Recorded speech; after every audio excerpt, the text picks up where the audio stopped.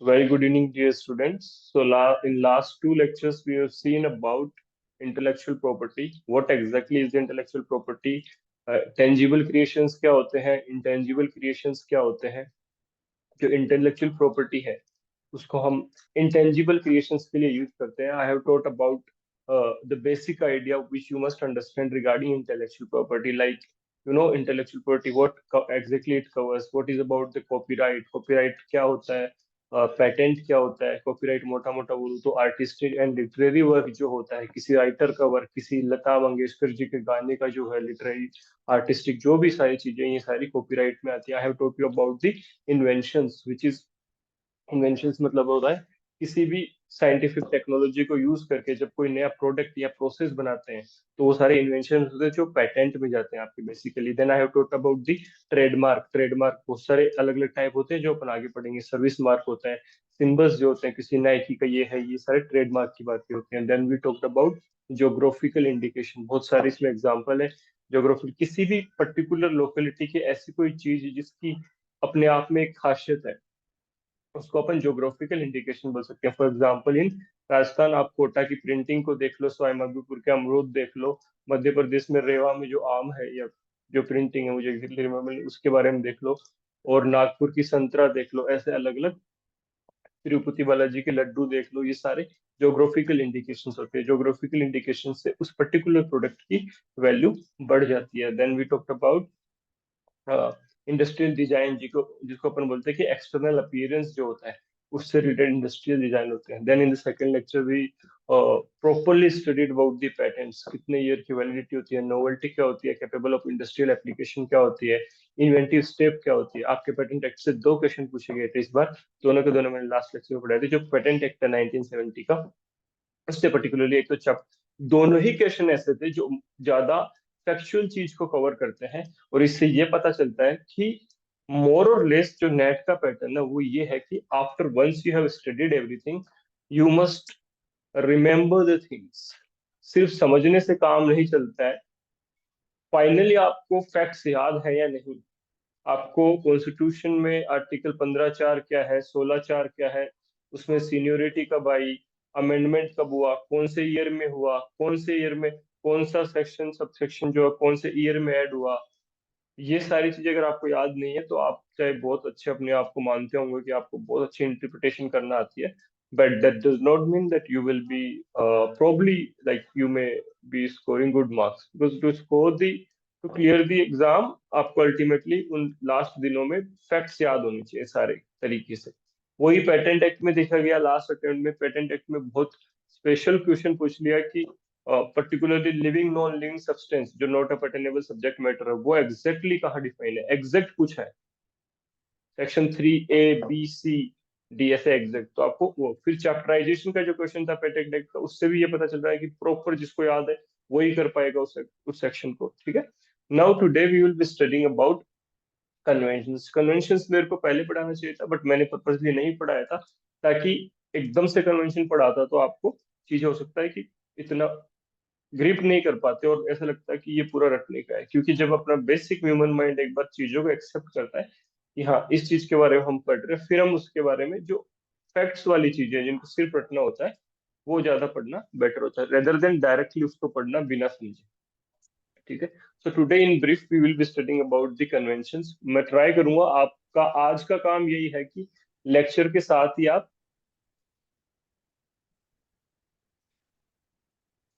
Lecture के साथ साथ ही अभी के अभी याद कर लो. क्योंकि आज बहुत सारी, चाहे वो नोट्स जो है वो 6-7 पेज के होंगे आज के, बट उसमें बेसिक चीज ये है जो मैंने फर्स्ट पेज पे ही कवर कर दी है समरी में. तो मैं चाहूंगा कि आपको फर्स्ट पेज अच्छे से पूरा याद करना, फिर उसके बाद में ही उसके आगे बढ़ेंगे. क्योंकि दोनों क्वेश्चन जो एग्जाम में, दो क्वेश्चन पेटेंट एक्ट के थे वो मैंने पिछले टर्न में बता दिए थे. दो क्वेश्चन आज वाले कन्वेंशन में से आए थे, जिसको, और लास्ट में एक या दो लेक्चर के बाद है पूरे आईपीआर की मुश्किल से 4 पेज की समरी बनाऊंगा, जिसे जूरिस्प्रूडेंस की बना रखी है. उसमें से आपके 90% क्वेश्चन सोल्व हो जाएंगे डायरेक्टली. ठीक है. चलो नेक्स्ट.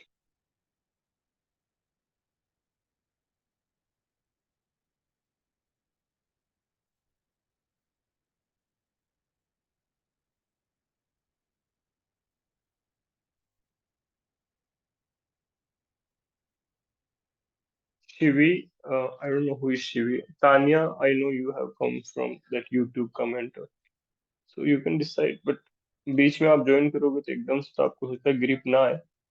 बट अगर आपको अच्छा डेमो अगर देखना ही है तो मैंने बोला आपको ऐप पे आप अगर जूरिस्प्रूडेंस का इंटरनेशनल लॉ का डेमो देखते हैं तो ज्यादा अच्छा है। आई एम न्यूज, ठीक है Shivi, it's completely fine, not an. और मैं बिना अनम्यूट करे एक चीज पहले ही बता देता हूँ। आपको बिना परमिशन दिए कि मैं लास्ट में क्लास के बता दूँ, that is about the timing and all. तो if you all of you can if see the screen, ये जो कन्वेंशन है ना, यहाँ से ये दो क्वेश्चंस आए हैं। पीवाईक्यू मैंने यहाँ लिखा है, फोटो को अपडेट नहीं किया। आपके क्वेश्चन आया था 1886, burn convention for the protection of literary and artistic works. अभी के अभी दोनों के क्वेश्चंस दिखा देता हूँ तो आपको आपको विश्वास हो जाएगी कि हर एक चीज का पैटर्न कैसे बना। जिस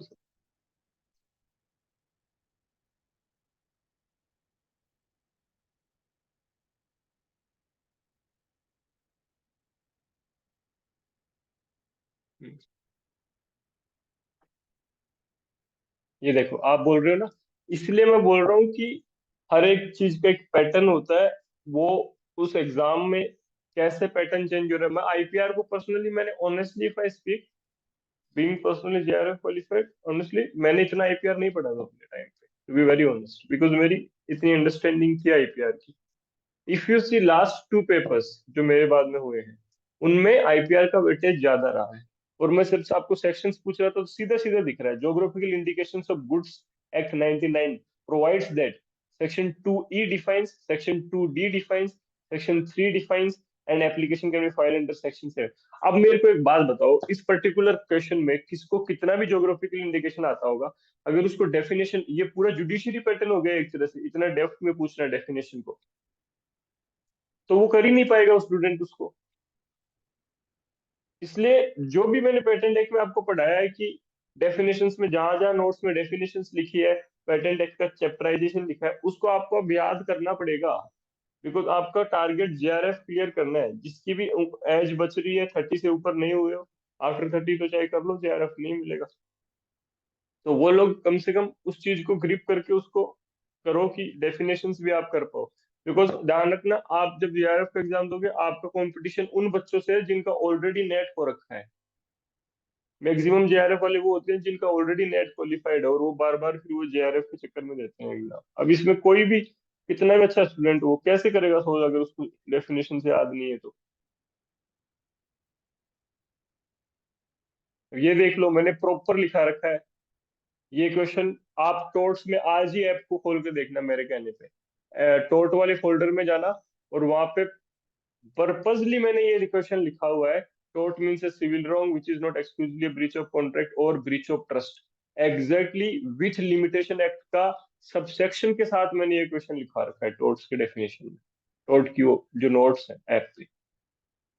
अब ये स्टूडेंट के सालमंड की विनफील्ड की डेफिनेशन के बाद में मैंने ये लास्ट में ये डेफिनेशन लिख रखी है, अगर अनुभा को याद हो तो वो लास्ट पेज में। इसलिए डेफिनेशंस पूछ रहा है वो, सेक्शन 2 के अंदर की डेफिनेशन पूछेगा। इसमें अगर किसी को याद नहीं है 2M और F में से तो वो गलत करके आएगा फिर इस क्वेश्चन। क्योंकि फिर पेपर 1 वैसे भी ज्यादा अनप्रेडिक्टेबल है ना, उसकी ग्रिप नहीं है उतनी, वो आता ही अजीब सा है। पेपर 2 में जितना खींच सको वो ज्यादा अच्छा है। तो this is the question which I was telling you. ये देखो section question number 63, Berne convention for the protection of literary and artistic works. Okay, Berne convention की ईयर है 1886। फिर दूसरा है universal copyright convention, copyright convention की है 1952। Patent law treaty and Rome convention for the protection of, ये 1961 का है रोम कन्वेंशन। एंड एक है कौन सा, पेटेंट लॉ ट्रीटी। ये चारों के चारों आपको प्रॉपरली याद होने चाहिए अच्छे से। तो अब इस क्वेश्चन से मेरे को क्या बताना है, ऑल आई वांट टू से इज दिस, कितना भी अच्छे से ट्रीटी पर पढ़ा हो, इस ट्रीटी में ऐसे हुआ था, उसके अंदर ऐसे हुआ, अगर ईयर याद नहीं है तो फिर मतलब ही नहीं रखता वो, सीधा सीधा। अनुभा, इफ यू रिमेम्बर मैंने आपको एग्जाम से पहले बोला था कि सेल्स ऑफ गुड्स एक्ट में और आईटी एक्ट में सेक्शंस को देख जाना। सेल्स ऑफ गुड सेक्स, अब यहाँ पे सीधा सीधा सेक्शन पूछ रहा है वो, सेक्शन 67, 66, 65 बी। अब इसको अगर किसी को सेक्शन याद है तो वो नहीं कर पाएगा, चाहे कितनी अच्छी आती है उसको subject. So this is the first question which has come from convention. Yes, sir. Uh, and the second question which I wanted all of you to show is this. Just a second.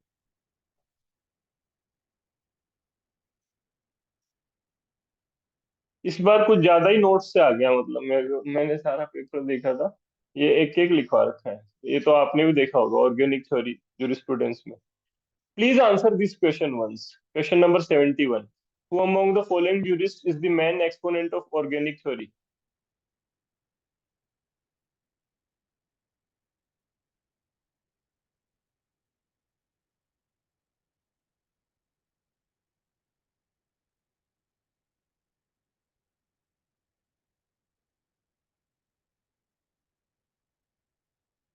एक second, एक question. ये तो आप, आई don't no आपने कितना, चलो ये YouTube पे जा रहा है वैसे भी, I can't ask anything. Just wanted to show one more question.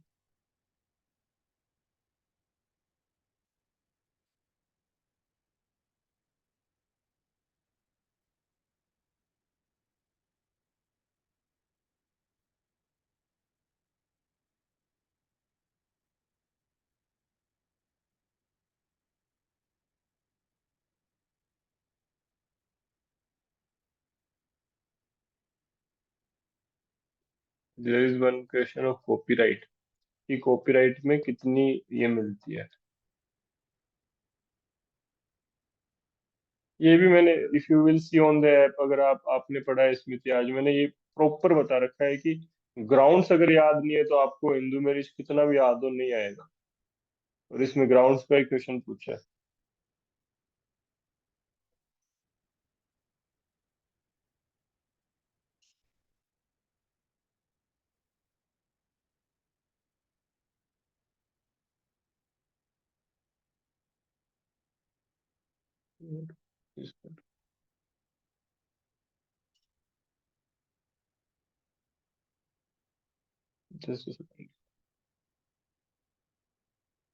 Hmm.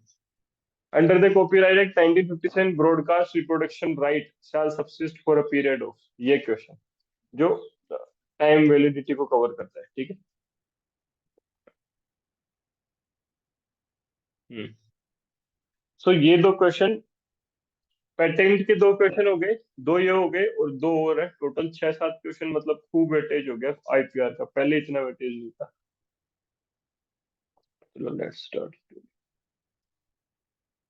So first I want all of you to just look at the screen, because आज अपने को, मेरा प्राइम कंसर्न ये है कि आपको ईयर भूलना नहीं है। तो सबसे पहले if you see there, if there was something related to IPR, that was universal declaration of human rights, UDHR का जो आर्टिकल नंबर 27 है, वो पर्टिकुलरली आईपीआर की बात करता है। Then after that we have to study about Paris convention for the protection of industrial property, industrial property के लिए पेरिस कन्वेंशन, और फिर पेटेंट कोऑपरेशन ट्रीटी पीसीटी। और दो कन्वेंशन जो है वो लिटरेरी मतलब कॉपीराइट को कवर करता है, burn convention which is 1886 and universal copyright convention UCC 1952। Year एक भी नहीं भूलना चाहिए, सारे ईयर, इसीलिए पहले पेज पे, आगे की हिस्ट्री को तो पढ़ेंगे अपन। देन देयर इज वीपो, world intellectual property organisation convention which is 1967। Seventh one, Madrid agreement concerning the international registration of marks, ये ट्रेडमार्क से रिलेटेड है पर्टिकुलरली, 1891। फिर रोम कन्वेंशन, रोम कन्वेंशन जो है 1961, उसका फुल नेम वो फोनोग्राफ से रिलेटेड है, जो आपके एग्जाम में इस बार पूछा गया था। And the last one is TRIPS agreement, जो सबसे ज्यादा मायने रखता है, जो लास्ट राउंड ऑफ गार्ड था, पूरे 8th राउंड जो हुआ था GATT का, general agreement on tariff and trade, उससे ट्रिप्स की कुछ बातें हुई थी शायद, वो एक बार अपन, है नहीं, वो पीपो में हुआ था एक, वो देख लेता। ट्रिप्स एग्रीमेंट है, एनफोर्समेंट 1 जनवरी 1995। देन ये वाला मैंने आपके लिए यहाँ इसीलिए लिखा है ताकि आप डायरेक्टली इस क्वेश्चन को याद रखो। ईयर कम से कम आपको अच्छे से याद रहना चाहिए कि इंडिया में जो पर्टिकुलर एक्ट है उसका ईयर कौन सा है। अब जहां 6 से 7 क्वेश्चन एग्जाम में कवर हो रहे हैं, दैट डज नॉट मीन कि आप बहुत भयंकर डेप्थ में जाओ। डेफिनेशन का सेक्शन का इंपॉर्टेंट वाला एरिया, चैप्टराइजेशन याद होनी चाहिए, ईयर पर्टिकुलरली याद होना चाहिए। कॉपीराइट एक्ट 1957 में लिटरेरी और जो आर्टिस्टिक वर्क होता है उसके life of author plus 50 years का टर्म है। पेटेंट एक्ट में 20 ईयर्स का है, और उसमें क्या कवर होता है, इन्वेंशन कवर होती है। ट्रेडमार्क एक्ट का इंडेफिनेट टाइम पीरियड है, any symbol of any company. Then we have industrial design act, इसका 10 ईयर्स का टाइम पीरियड है। The last one is geographical indication, name और sign used on product with respect to geographical location. ये just एक summary type है, ये क्या है, क्यों होता है, इसका टाइम पीरियड इतना ही क्यों है, वो सब हम बाद में पढ़ेंगे। आप इसको अच्छे से, इन ईयर्स को और इस टाइम पीरियड को, इन दोनों को आप अच्छे से याद कर। Let's start with Paris. मैंने बहुत ब्रीफ में लिखा है, because personally I still feel and मेरे को वही विश्वास ज्यादा रहा है कि दिस इज, आप अगर नेट जेआरएफ एग्जाम अप्रोच भी देखो तो मैंने बार बार ये बात बोली है कि this is not a kind of exam जहाँ पे आप पहले प्री लिख रहे हो, फिर प्री में आप क्वालिफाई कर रहे हो, फिर आपको मेंस उसी उसी सब्जेक्ट के बारे में मेंस लिखनी है पूरी सब्जेक्टिव लेवल पे बहुत डेप्थ में, और फिर जब आप फाइनली इंटरव्यू में अपियर हो रहे हो तो और आपको ग्रिल किया जा रहा है वहां पे आपके कंसेप्ट की पकड़ देख के। ऐसा नहीं है, this is a single stage exam, इसको आपको क्वालिफाई करना है। इसलिए बहुत ज्यादा मैटर से कंटेंट पढ़ने से इंपॉर्टेंट ये है कि एग्जाम में कौन सा कंटेंट पूछा जा रहा है और किस चीज को, किस सब्जेक्ट को पर्टिकुलरली किस डेप्थ में पूछा जा रहा है। इसलिए जो मैंने इसके अंदर लिखा है, आपको इसको ठीक ठीक एक बार रीड करना है, बट आपका प्राइमरी कंसर्न ये होना चाहिए कि मेरे को ईयर याद है कि नहीं, सारे के सारे किस कन्वेंशन का कौन सा ईयर है, और एक ठीक ठाक रीडिंग होनी चाहिए, है ना।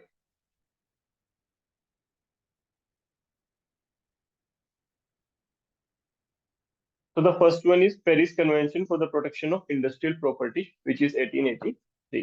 The Paris Convention adopted in 1883. It applies to the industrial property in the widest sense. मतलब ये जो है वो सबसे पहली एक कन्वेंशन थी जिसमें इंडस्ट्रियल प्रॉपर्टी का मतलब बहुत बड़ा सारा ही इसने कुछ कवर कर लिया। वाइडेस्ट सेंस इंक्लूडिंग पेटेंट ले लिया, ट्रेडमार्क ले लिया, इंडस्ट्रियल डिजाइन ले लिया, मॉडल्स ले लिए थे, और भी बहुत सारी चीजें थी, ट्रेड सीक्रेट्स ले लिए थे, ट्रेड प्रोसीजर्स ले लिए थे, वो सारा मैंने नहीं लिखा। तो मोटा मोटा ये पता चलती कि पेरिस कन्वेंशन में ये होता है 1883 में कि जितने भी चीजें उनको बहुत वाइड एप्लीकेशन के साथ सारा इस कन्वेंशन में करा गया था। इसमें दो मेन पॉइंट है। अगर आपको एग्जाम में पूछे कि which the concept of national treatment या राइट ऑफ प्रायोरिटी किस कन्वेंशन से रिलेटेड है और इसका हल्का फुल्का मतलब क्या होता है, तो ये मैंने दो लिखे हैं। पहला है प्रोविजन ऑफ नेशनल ट्रीटमेंट। इसमें क्या है, under the provision of national treatment convention provides that as regards the production of industrial property, each contracting state must grant the same protection to nationals of other contracting states that it grants to its own nationals। मैंने मेरे भारत देश में कोई चीज बनाई, और मैं अगर पेरिस कन्वेंशन जो है इसका हिस्सा हूँ, तो किसी दूसरे ने भी अगर वो चीज बनाए, इंडस्ट्रियल प्रॉपर्टी से रिलेटेड कोई भी पेरिस कन्वेंशन का हिस्सा है, कोई भी कंट्री, तो उस पर्टिकुलर कंट्री के उस पर्सन को भी जिन्होंने वो चीज बनाई है उसको भी सेम नेशनल ट्रीटमेंट दिया जाएगा। एक तरह से उनको डबल तरीके से ट्रीट नहीं किया जाएगा, उनकी इंडस्ट्रियल प्रॉपर्टी की भी उतनी ही प्रोटेक्शन दी जाएगी। ये है main concept of national treatment. ऐसा नहीं है कि अच्छा ये अपनी कंट्री का है तो अपना बेनिफिट है कमर्शियल इसलिए इसको ज्यादा प्रोटेक्शन दे देता है, अच्छा ये बाहर की कंट्री का है इसको नेगेटिवली यूज करे तो भी अपने तो फायदा ही है क्योंकि पैसा बनेगा अपने, उनका राइट इंफ्रिंजमेंट हो रहा है तो वो जाने। ऐसा नहीं, you have to treat any kind of patent or trademark or any design at the same foot which you are treating the subject of your own country। ठीक है, that is the provision of national treatment। Now the second one is right of priority। Priority का simple सा concept देखो, एक बार ये theory को पढ़ देता हूँ फिर सिंपल भाषा में बता दूंगा। If an industrial property right if an industrial property right is filed by a given applicant in one of the member countries, then the same applicant or his successor in title may file it in another member countries in a time period 6 to 12 months के अंदर, and it will be considered as filed on the same date as the first country। कहने का मतलब देखो, सोच के देखो, मेरे पास एक आईपीआर का सब्जेक्ट है, मेरे पास कोई राइट है, मैंने कुछ बनाया है, अब मैंने एक कंट्री में फाइल किया, और उस कंट्री में फाइल करने के बाद वहां से कितना कमर्शियल बेनिफिट हो रहा है। देखो सिर्फ फाइल करना ऐसा नहीं है कि मन में वो, उसका बेनिफिट हमेशा देखती है कंपनी कि हम इस पर्टिकुलर से क्या कमा रहे हैं, वहां पे कितनी कॉम्प्लेक्स सिचुएशन है, और वो कैसे वर्क कर रहा है, कैसे नहीं कर रहा है। तो जैसे मैंने मेरा आईपीआर जो मैंने बनाया कोई भी, एंड रिलेटेड भी एनीथिंग, कॉपीराइट हो कुछ भी हो, फिर मैं दूसरी कंट्री में चला गया कि अब मेरे को यहाँ पे भी उसको रजिस्टर करवाना है। तो इसमें क्या लिखा है कि जो पहली कंट्री में जिस डेट में करवाया ना, उसी उसी को मानेंगे। राइट ऑफ प्रायोरिटी मतलब आपको वहीं से प्रोटेक्शन मिलेगी। यहाँ पे लिखा है ना, it will be considered as filed on the same date as the first country. तो बस ये दो पॉइंट अच्छे से ध्यान रखना कि सर, नेशनल ट्रीटमेंट का मतलब ये होता है कि जो हम अपनी देश के जिन इन्वेंशंस को, पैटेंट्स को जितना प्रोटेक्शन दे रहे हैं, हम अदर कंट्री के भी कोई जो मेंबर स्टेट था पेरिस कन्वेंशन के, उनको भी हम उतना ही लेवल पे ट्रीट करें, उनको भी वही लेवल की प्रोटेक्शन दे। और प्रायोरिटी का कंसेप्ट सर ये है कि एक जगह फाइल कर दिया जिस डेट में, तो जब वो दूसरी कंट्री में अपना प्रोटेक्शन लेना चाहता है, आईपीआर का, इंटेलेक्चुअल प्रॉपर्टी का राइट चाहिए उसको, तो हम ऐसे मानेंगे कि जो पहली वाली कंट्री में फाइल किया है उसी डेट से मिले, प्रोवाइडेड वो 6 to 12 मंथ के अंदर करें। ठीक है, बहुत ज्यादा फैक्चुअल लेवल पे इसका आपको डिस्कशन नहीं चाहिए, बस एक बेसिक बेसिक आपको पता होना चाहिए। मैंने चाह के, मैं पहले बता देता हूँ, मैंने चाह के कम लिखा है इसमें, बहुत कम है ना। अब तो मैं नेवल जगह हूँ, नहीं तो इतनी इतनी मोटी किताबें जो ऐसे नाम से बिकती है, I don't want to take particular name, और जिन सबसे बड़े जो पब्लिशर्स है, अगर आपने किताबें खरीदी भी होगी लॉ में, पर्टिकुलरली नेट के लिए, उनको देखोगे ना क्या लिखा है उनमें, बस भर दिया किताबें, 4 किताबें उठा के दबा दब लिख दिया, चाहे वो साइंस बने चाहे ना बने, और इम्पोर्टेंट डेटा छोड़ दिया, सबसे वर्स्ट थी। इम्पोर्टेंट जो एग्जाम में पूछ लेता वो कवर ही नहीं किया, बहुत नामी किताबों की बात कर रहा हूँ, जो सबसे टॉप पब्लिशर्स है इंडिया के। The second one is Patent Cooperation Treaty 1970, signed in Washington, US.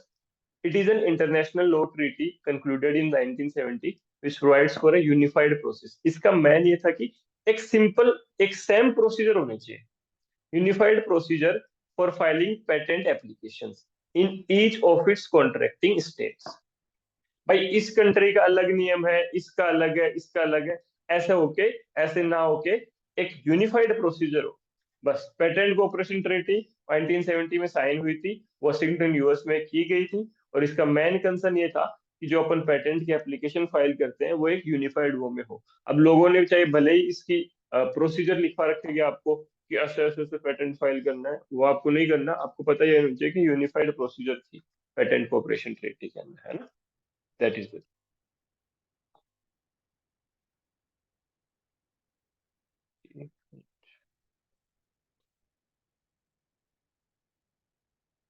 ठीक। तो यहाँ पे क्या लिखा है, it provides for presentation of a single international patent application in compliance with the formal requirements of the PCT, जो अगर ट्रीटी है, made in one language and the payment of a single amount of fees. मेरे को 50 member nation है, 50 जगह patent file करना है, 50 के पेटेंट ऑफिस में जा रहा हूँ, 50 जगह रजिस्ट्रेशन फीस दे रहा हूँ, 50 जगह अलग अलग प्रोसीजर फॉलो कर रहा हूँ। ऐसे ना होके सिंगल अमाउंट ऑफ फीस मैंने दी, यूनिफाइड प्रोसीजर मैंने फॉलो किया, और मेरा पेटेंट हर कंट्री में ऑटोमेटिक वहां पे रजिस्टर हो गया। ये है पेटेंट कोऑपरेशन ट्रीटी 19।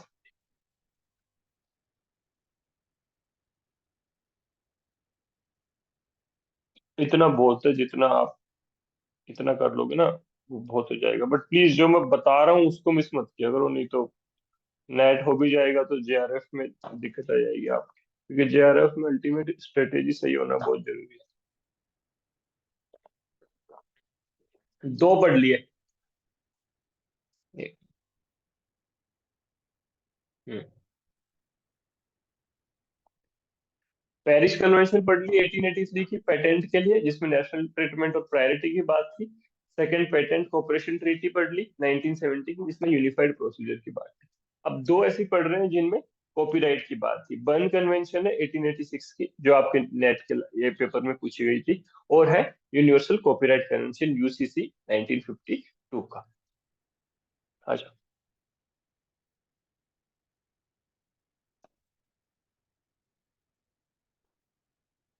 आज का I know, I am personally feeling little disturb for Tania and Shivi, because you are new students, और आज का जो है वो काफी हद तक थोड़ा सा अ, रटने वाला पार्ट है। तो यू मे बी फीलिंग कि ये तो पूरा ही रटने का, इसमें पढ़ने जैसा क्या है ना।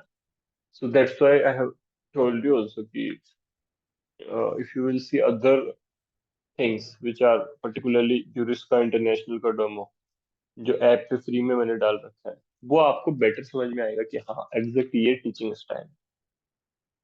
सो बर्न कन्वेंशन है for the protection of literacy and artistic works. Okay, that's good. हाँ, मैं तो अब पुराना हो चुका हूँ, सो इतना तो मैं पढ़ा देता हूँ, but personally I am feeling कि आप बीच में जैसे आपने ज्वाइन करा था, आप कितना ग्रिप कर पा रहे हैं। Anyways, so the burn convention for the protection of literary and artistic work है। दो मैंने पेटेंट के पढ़ा दिए, दो कॉपीराइट के आपको पढ़ने होते हैं। Burn convention 86, UCC 1952। Known as Bern Convention is an international agreement governing copyright, which was first accepted in Bern, Switzerland, 1886.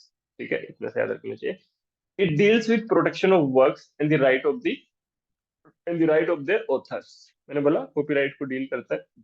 According to Bern Convention, all works except cinematography and photography are copyrighted. पूरा आपको ये time याद रखना है, minimum time of 50 years after the death of the author. यहाँ burn convention में है minimum time of 50 years after death of author. ये ये जो टाइम है ये आपको प्रॉपरली याद होना चाहिए। ठीक है, इसके बाद में कौन सा पढ़ेंगे? UCC, universal copyright convention 1952। The UCC was adopted in 1952 in Geneva, Switzerland. It was developed by UNESCO, United Nations Educational, Scientific and Cultural Organization, as an alternative to burn convention. जो बर्न कन्वेंशन हुई थी उसको as उसका alternate जो था वो UCC था। इसमें क्या था? It was for states who did not agree with Bern Convention but still wanted to be part of multilateral copyright treaty। जिनको बर्न कन्वेंशन के रूल्स ठीक नहीं लगे और उनको एक अलग ट्रीटी चाहिए थी, उन्होंने यूसीसी साइन की 1952 की। चाह के मैंने आगे का डेटा नहीं लिखा है, इसे बहुत सुंदर सुंदर स्टोरी में आपको पढ़ा सकता था, बट अपने को नहीं पढ़ाना है क्योंकि जितना काम का है उतना ही पढ़ी। ये देखो बर्न कन्वेंशन और यूसीसी का अल्टरनेटिव, एज अल्टरनेटिव क्यों लाया गया? बर्न कन्वेंशन में क्या था? It did not require registration और inclusion of a copyright to exist and provided copyright for a single term based on the life of the author. इसमें क्या टाइप किया है?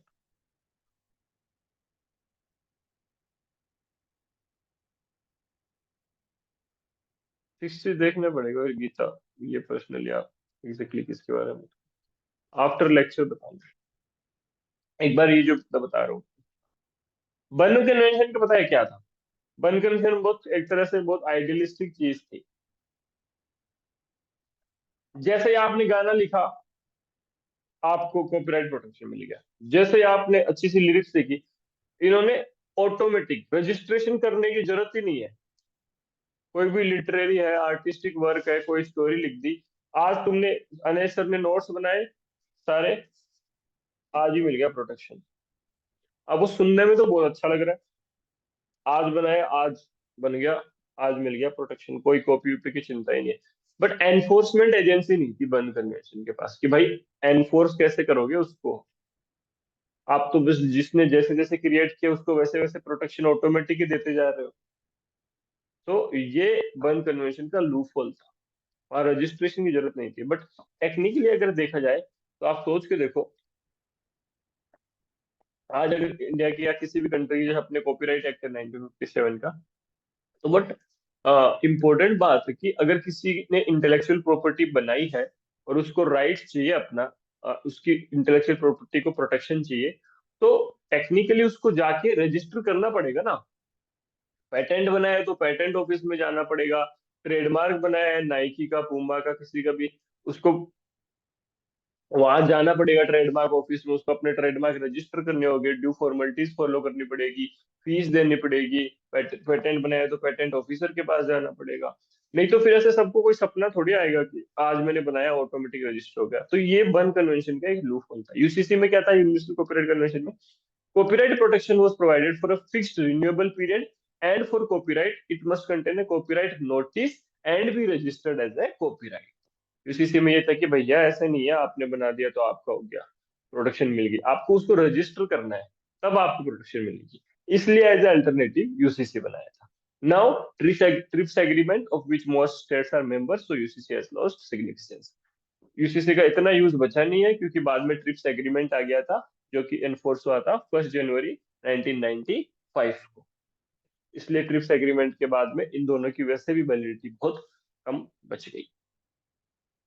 चैट बॉक्स में मेरे को एक बार फटाफट टाइप कर दो, इतना जितना मैंने बताया उतना समझ में आ गया, क्योंकि आज मेरे को पता है डेट वेट ज्यादा है। बट भूलो मत, आप वो स्टूडेंट हो जिन्होंने जुरिस्ट रटा है, इंटरनेशनल लॉ रटा है। सो इतना तो बनता है,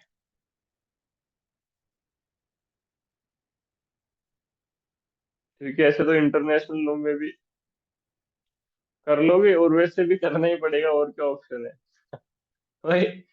नहीं करोगे तो करोगे क्या फिर, करना तो पड़ेगा ही ना, ऑप्शन भी नहीं है। जिसको ज्यादा ऐसा हो कि बहुत मेरा एक दोस्त था, वो बोलते थे कि यार law is all about remembering the facts, बहुत अच्छा नहीं है, तो मैं बोलता था फिर मैथ्स ले ले।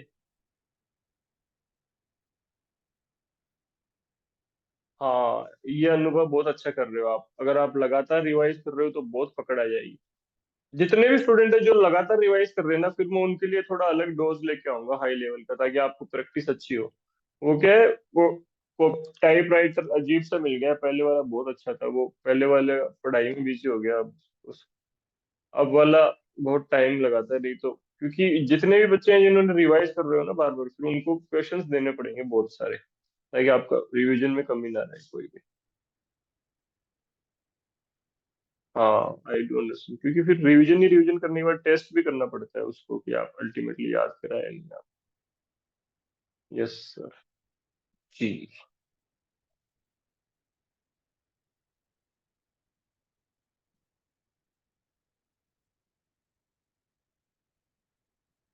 अब आता है World intellectual property organisation convention 19। अब पूछूंगा ध्यान से सुनना सारे लेक्चर को, जस्ट 15 मिनट बाद में पूछूंगा मैं कौन सा ईयर में कौन सा हुआ था। WIPO convention is the multilateral treaty that established the WIPO, World Intellectual Property Organization. Convention was signed at Stockholm, Sweden. Sweden में ये convention हुई थी on 14 July 1967 and entered into force on 26 अप्रैल। ये इतना याद रखना है, मोटा मोटा याद रखना है कि 1967 को साइन हुई थी विपो कन्वेंशन, और 1970 में एनफोर्स हुई थी। इसी जगह अगर इसी जगह अगर आप इंटरनेशनल लॉ पढ़ रहे होते और मैं बोलता कि यूडीएचआर, अनुबा डेट बताना, यूडीएचआर कब हुआ था? 1948 में डेट क्या थी? 10 क्या थी? 10 दिसंबर, राइट, 10 दिसंबर 1948। हाँ, वहां मैं आपको बोलता है कि प्रॉपर डेट याद होनी चाहिए, क्योंकि इंटरनेशनल लॉ का कैरेक्टर ऐसा है कि वो पहले इतने डेप्थ में क्वेश्चंस पूछ चुका है इंटरनेशनल लॉ के, कि उसको आप लाइटली नहीं ले सकते। आईपीआर जस्ट इन्होंने अभी डेवलप करना चालू किया है पेपर में, पिछले 2-3 अटेम्प्ट में। तो फिर ये आगे जाके हो सकता है कि बहुत डेप्थ में जाए, पर प्रेजेंटली ये फैक्चुअल क्वेश्चन ज्यादा पूछते हैं। तो वर्ल्ड इंटेलेक्चुअल प्रॉपर्टी ऑर्गेनाइजेशन, उसके दो मेन ऑब्जेक्टिव है, क्या है? To promote the protection of intellectual property world wide.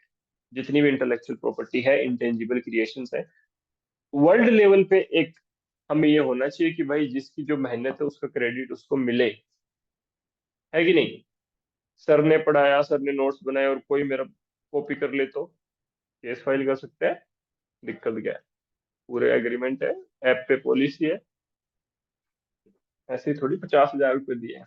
वैसे ही कोई पेटेंट हो, नई इन्वेंशन हो, पता चला एल्वा एडिसन ने बल्ब बनाया और कोई लेके उसको रिवर्स इंजीनियरिंग कर ली फटाफट। अच्छा, ऐसे ऐसे टंगस्टन का तार ऐसे लगता है, ऐसे बल्ब बनता है। हाँ भाई, हम भी नया बल्ब बना चुके हैं, हमारा नया आ गया, ऐसे कैसे बना चुके हो? पेटेंट फाइल कर रखा है, उसने मेहनत की है तो वो उसको मजा भी तो लेगा वो। ग्राम बेल ने टेलीफोन बनाया, तो पेटेंट तो मिली ना। और पेटेंट में मैंने आपको पढ़ाया था कि पेटेंट, एक तो पेटेंट प्रोडक्ट होता है और पेटेंट प्रोसेस होता है। तो ये है कि मजदूरी को तो मजदूर की वेतन मिल जाती है, शाम को हुई मजदूरी के पैसे ले ले। ये तो इंटेलेक्चुअल प्रॉपर्टी है, दिमाग की प्रॉपर्टी है। इंटेंजिबल क्रिएशन है, टेंजिबल है नहीं कि जमीन है 1 बीघा का 1 करोड़, ये पकड़ो, ऐसे तो है नहीं। इसलिए उसको प्रोटेक्शन देने की जरूरत होती है, इसके पर्टिकुलर लॉज बनाने पड़ते हैं। ये मेन ऑब्जेक्टिव है वीपो का, to promote the protection of intellectual property worldwide and to ensure administrative cooperation among the intellectual property unions. Administrative आपस में कोऑपरेशन होना चाहिए, एडमिनिस्ट्रेटिव जो भी आईपी के यूनियंस है।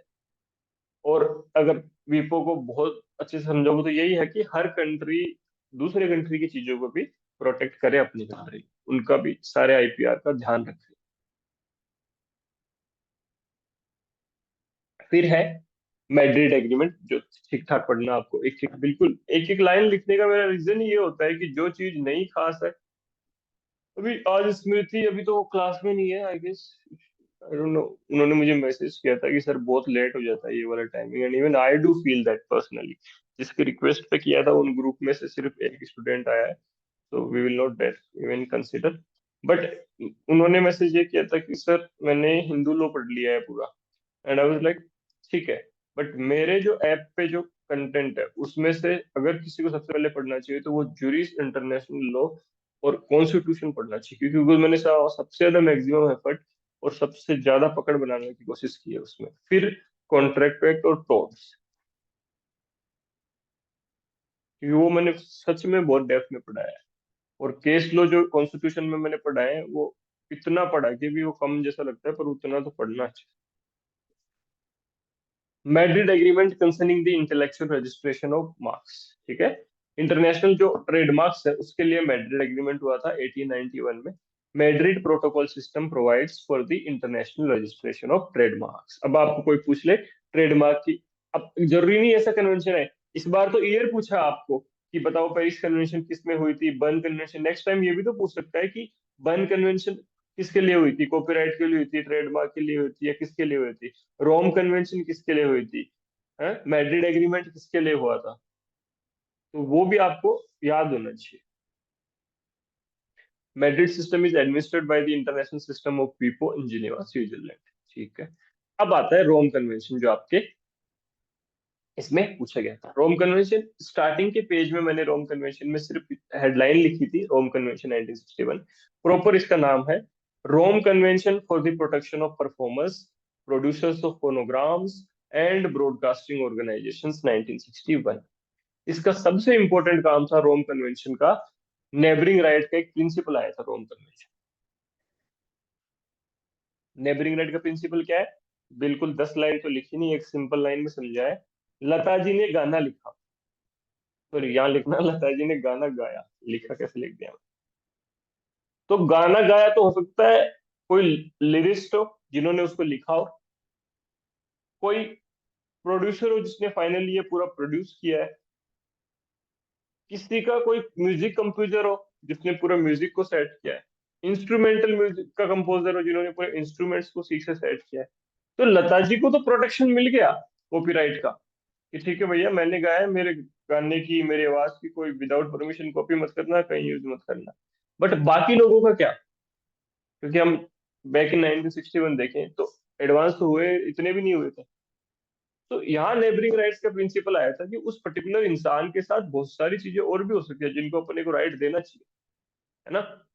जैसे कि आपके ध्यान के लिए बताऊं तो जब आप पीएचडी में जाके रजिस्टर लिए लिखोगे, रिसर्च पेपर पब्लिश करोगे, तो आपका कई बार जो सीनियर होगा ना आपसे, जिसकी थोड़ी चलती है या जिसकी स्ट्रॉन्ग पकड़ है यूनिवर्सिटी में या कहाँ पे भी, तो वो आपको बोलेगा कि do want to write one research paper with me. आप बोलोगे यस यस भैया, जी भैया, दी दी दी।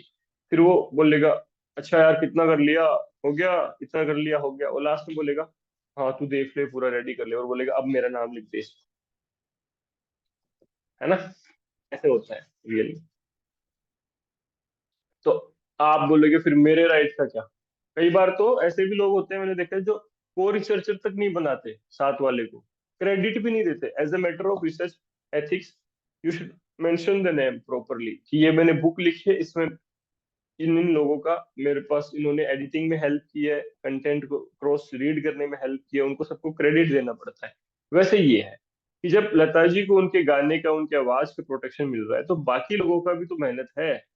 एक गाने में एक इंसान नहीं होता, बहुत सारे लोग होते हैं। मैंने तो ये थोड़े से ही बताए हैं, producer, music composer, lyrist, instrumental music वाला। कोई अगर वीडियो गाना है तो उसकी जो वीडियो है वो, उसका स्टेज का परफॉर्मा कैसे है, सारा अपीयरेंस कैसा है, ये सारी चीजों को भी प्रोटेक्शन मिलना चाहिए। ये है Rome convention. The last one is TRIPS agreement. फटाफट टाइप करके बता दो, इतना सही समझ में आ गया,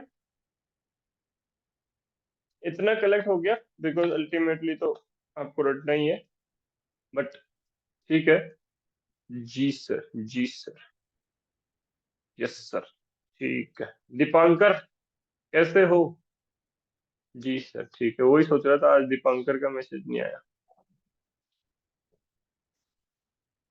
ट्रिप्स एग्रीमेंट को,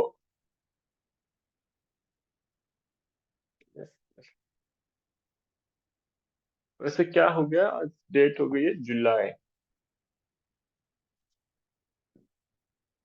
24। तो जुलाई तो चला गया, अगस्त, सितंबर, अक्टूबर, नवंबर, 4 मंथ्स।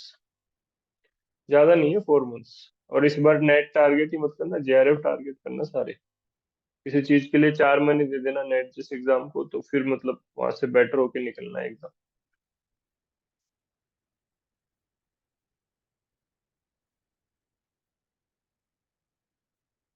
बट ये भी तो है, कौन कह दे दिसंबर में एग्जाम एंटी है, कोई सडनली पता चले हाँ 21 अगस्त वाला एग्जाम हो रहा है। अभी कोई क्लैरिटी थोड़ी आई है, कोई भरोसा ही नहीं है उनको। सो है trips agreement enforced on 1 January 1995। Trade, इनका फुल फॉर्म क्या है? Trade related aspects of intellectual property rights. सबसे इंपॉर्टेंट और सबसे प्राइमरीली जो फॉलो करने वाली चीज है वो है ट्रिप्स एग्रीमेंट। क्या हुआ है? हाँ जी सर, वही जी। It is international legal agreement between all the member nations of the WTO. जितने भी डब्ल्यूटीओ, वर्ल्ड ट्रेड ऑर्गेनाइजेशन के मेंबर्स है, उन सब के बीच में ये एक लीगल एग्रीमेंट। ठीक है। TRIPS was negotiated at the end of Uruguay round of the गार्ड। हाँ सही बोला था मैंने, स्टार्टिंग में जो लेक्चर में बोला था ना कि ट्रिप्स जो है वो लास्ट 8th राउंड हुआ था, general agreement on tariff and trade का। ठीक है। उससे निकल के आया था TRIPS. TRIPS was negotiated at the end of Uruguay round of the GATT, general agreement on trade for trade. Uruguay round जो था वो 8th राउंड था एग्रीमेंट का, गेट का, between 1989 and 1990, and is administrated by the WTO. ठीक है। ये international law में भी पढ़ा रखा है, गेट और ये सब। ये आपको अच्छे से याद रखना है ट्रिप्स का। ये मेरे को स्ट्रांगली फील होता है कि ये क्वेश्चन आ सकता है आपके एग्जाम में, कि जो पर्टिकुलरली ट्रिप्स एग्रीमेंट है उसमें कितने टाइप के इंटेलेक्चुअल प्रॉपर्टी कवर किए गए हैं। पहला है copyright and related rights. Second है trademark including service mark. Third है ज्योग्राफिकल इंडिकेशन। फोर्थ है इंडस्ट्रियल डिजाइन। फिफ्थ है patents. Sixth, layout design of integrated circuit. ऐसे की ऐसे याद रखना। और जो सेवेंथ जो है वो है अनडिस्क्लोज्ड इंफॉर्मेशन, ट्रेड सीक्रेट। इन्होंने क्या वर्ड यूज किया है उसके लिए? लेमन टाइप का वर्ड यूज किया है, अनडिस्क्लोज्ड इंफॉर्मेशन। इसको बोलते हैं अपन ट्रेड सीक्रेट्स। ये सातों आपको पता होना चाहिए। वो एग्जाम में आपको पर्टिकुलरली पूछ सकता है कि which of the following is not covered by intellectual trips agreement. क्योंकि इंटेलेक्चुअल प्रॉपर्टी के तो बहुत सारे टाइप और बहुत सारे वर्ड लिखे जा सकते हैं, बट इन्होंने क्या वर्ड लिखे हैं ये बहुत इंपॉर्टेंट रहता है, क्योंकि ट्रिप्स एग्रीमेंट बहुत प्राइमरी और बहुत इंपॉर्टेंट एग्रीमेंट इंटेलेक्चुअल प्रॉपर्टी। ठीक है। अब आ जाओ आगे। मैं एक बार ये देख लेता हूँ। ओह ओह, बहुत सही, बहुत सही। इतना ही। अब आपकी टेस्टिंग होगी। अपनी तरफ का काम तो हो गया, क्योंकि मुझे अब थोड़ा सा पूछना है आपकी। वही समय ही समय है अपने पास।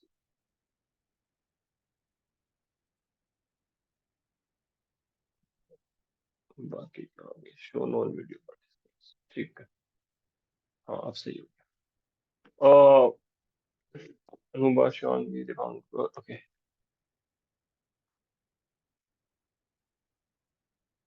गीता, रोम कन्वेंशन का पूरा नाम पता है क्या है?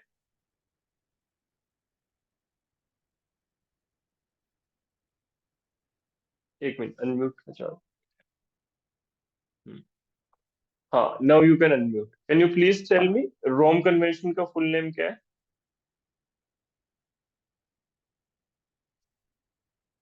Yes sir. सर वो थे सर, परफॉर्मर प्रोवाइडेड फोनोग्राम्स और ब्रॉडकास्टिंग के लिए थे सर कुछ। ईयर पता है आपको? 1961 था शायद। प्राइमरी लिस्ट में कौन सा प्रिंसिपल दिया गया? सर वो नेबरिंग राइट वाला कोई प्रिंसिपल था सर, वो नेबरिंग राइट वाला। ठीक है, ठीक वो है, मतलब ठीक है। लता जी ने जो गाना गाया तो उस गाने में बहुत ढेर सारी और भी दूसरों के राइट्स होंगे, तो वो वाला। सर हम्म, मुझे एक क्वेश्चन पूछना था, लाइक जैसे अभी शायद मैंने कोई क्वेश्चन लगाया था तो उसमें ऐसा था कि जो जैसे ये जो नेबरिंग राइट्स होते हैं वो अलग अलग ड्यूरेशन के लिए होते हैं सभी के। जैसे प्रोड्यूसर के लिए अलग होगा, लिरिक्स राइटर हाँ, के लिए अलग करेक्ट है। होगा। वो अपन वही कवर करेंगे जब डेप्थ में कॉपीराइट पढ़ेंगे। ओके सर, समझ रहे हो? Thank you sir. हाँ, क्योंकि ये तो कन्वेंशन पड़े, अभी पूरा कॉपीराइट बाकी है, पूरा ज्योग्राफिकल इंडिकेशन बाकी है, पूरा ये बाकी है, ट्रेडमार्क बाकी है ना। जब पढ़ रहे हैं तो पूरा डेप्थ में पढ़ेंगे। Okay, fine. Anubha, can you please tell me TRIPS agreement का डेट क्या है एनफोर्स का? द ट्रिप्स एग्रीमेंट 1 जन 1995 जब गैट आया था। Okay, okay. एंड विच कौन से वो राउंड का क्या नाम है जिससे ट्रिप्स एग्रीमेंट निकल के आता है? उरुगे। फर्स्ट राउंड जेनेवा का था और एट्थ राउंड का। एट्थ राउंड का, राइट? ठीक है, ठीक है। Shivangi, can you please tell me patent से हेलो। रिलेटेड दो कौन से कन्वेंशन है? Yes Anubha. Yes, am I audible sir? Yes, yes, you are. Yes sir. ठीक है, fine. Shivangi, can you please tell me which are the two conventions related to copyright this patent along with year?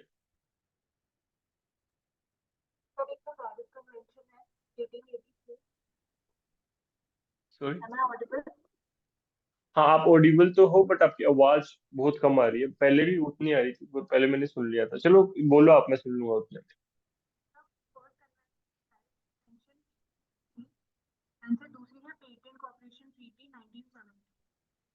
ठीक है।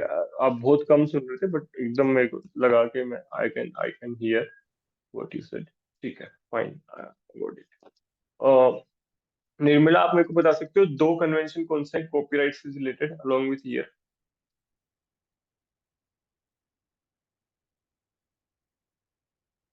Sir Paris and burn. Paris and burn कैसे हो गया copyright का? एक तो burn convention for the protection of literary and artistic work 1886, और second जो यूसीसी है, यूनिवर्सल कॉपीराइट कन्वेंशन, यूसीसी 1950। हाँ गीता, आप करेक्ट बोल रहे हो, burn and UCC. Correct, correct. ठीक है। मेरे को कोई ऐसा है अपनी क्लास में जो मेरे को ईयर बता सकता हो, इंडिया में कौन से लॉ है और उसका ईयर कौन सा है? कॉपीराइट एक्ट कौन सा ईयर है, पेटेंट एक्ट कौन सा ईयर है, ट्रेडमार्क एक्ट कौन सा ईयर है, इंडस्ट्रियल डिजाइन कौन सा ईयर है? गीता, आप बताइए प्लीज, अनम्यूट। सर मुझे याद नहीं है अभी, ठीक है, सारा बता। याद नहीं। Okay, Anubha, do you remember? Yes sir. Sir sir patent act India तो में 1970 है। हम्म, हाँ सर। आगे बोलिए। और ट्रेडमार्क एक्ट 1999 है। हम्म, और इंडस्ट्रियल एक्ट 2000। और जीआई जो है अपना वो 1999, मतलब करेक्ट। 1999। और पेटेंट एक्ट एक बार ही वो हुआ था अमेंडमेंट 2005 में, और कॉपीराइट एक्ट 1957 में। करेक्ट। अनुभव, पेटेंट एक्ट जो है वो एक बार अमेंड नहीं हुआ है, मैं बाद में क्लास के बाद में एग्जैक्टली ईयर के साथ बता दूं। वैसे अमेंड एक ही बार हुआ है प्राइमरली, बट मतलब ओके मेजर अमेंडमेंट 2005 बोलते हैं, उसके अलावा भी एक अमेंडमेंट है उसका। ठीक है। Okay okay sir.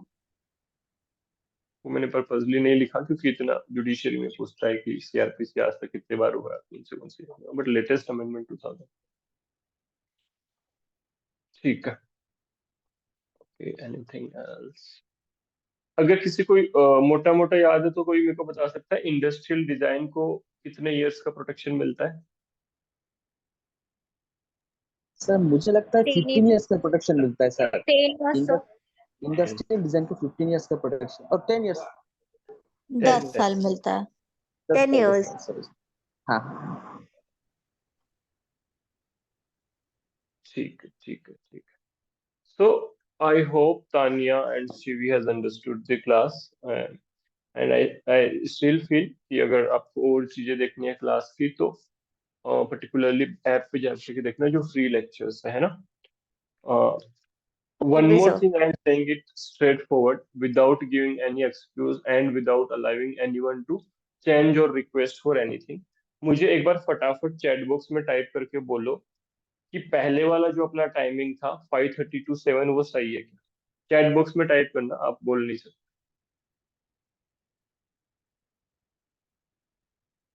बिकॉज जिस ग्रुप ने रिक्वेस्ट किया था उनमें से एक पर्टिकुलर इंसान आया है, and I can not consider that, because बाकी सारे स्टूडेंट आज स्मृति क्लास इसलिए अटेंड नहीं कर पाई क्योंकि उन्होंने मुझे क्लास से पहले भी बोला था सर ये बहुत इनकन्वीनियंट टाइमिंग है ये। और आज मैं यूनिवर्सिटी गया तभी भी कुछ स्टूडेंट मिले थे अपने, अंजना एंड पर्टिकुलरली कि सर वो बाई चांस मुझे वहीं दिख गए थे लाइब्रेरी, तो कि सर इस वो टाइमिंग को सही कर दो। Majority must be granted, exactly. And the second, the thing is that, you know, I cannot go as per just 1 or 2%. I will obviously go as per majority.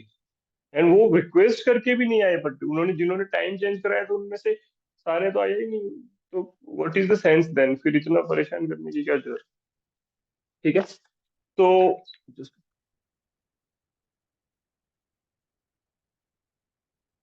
So guys, this was all from my side. Today we have covered the international conventions in detail as per UGC NET pattern. I hope you liked my lecture.